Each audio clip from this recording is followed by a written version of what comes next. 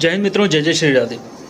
मित्रों, कुछ चीज़ों के प्रति मैं आप लोगों का ध्यान आकर्षित करना चाहूँगा कि कुंडली में ग्रहों को समझने के लिहाज से मैं आप लोगों को ये बात बता रहा हूँ। जहाँ तक मैं समझ पाया हूँ और ऑब्जर्व कर पाया हूँ, बहुत खास बात है और ये उन ज्योतिषियों के लिए है जो वाकई में बहुत अंदर पेनिट्रेट करना चाहते हैं कुंडली के। मैं कोई बहुत लार्ज कैलकुलेशंस नहीं बताता, मैं आपको तरीके बताता हूँ कि किस तरीके से ग्रह को हम समझने की कोशिश कर सकते हैं बेसिक्स के आधार पर। देखिए, ग्रह की लड़ाई दो तरफा होती है।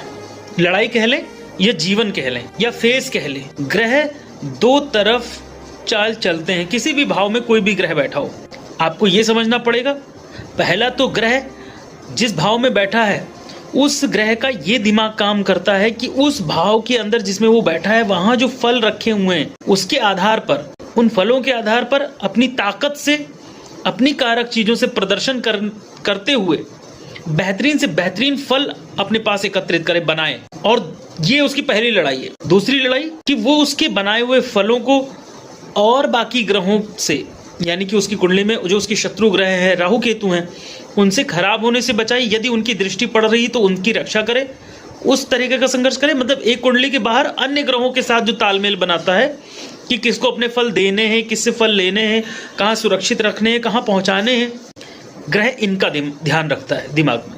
तो ग्रह दो तरफा संघर्ष कर रहे होते हैं, एक तो कुंडली में बैठे हुए उस भाव, उस खाने के अंदर, और कुंडली के बाहर बाकी अन्य ग्रहों के साथ में।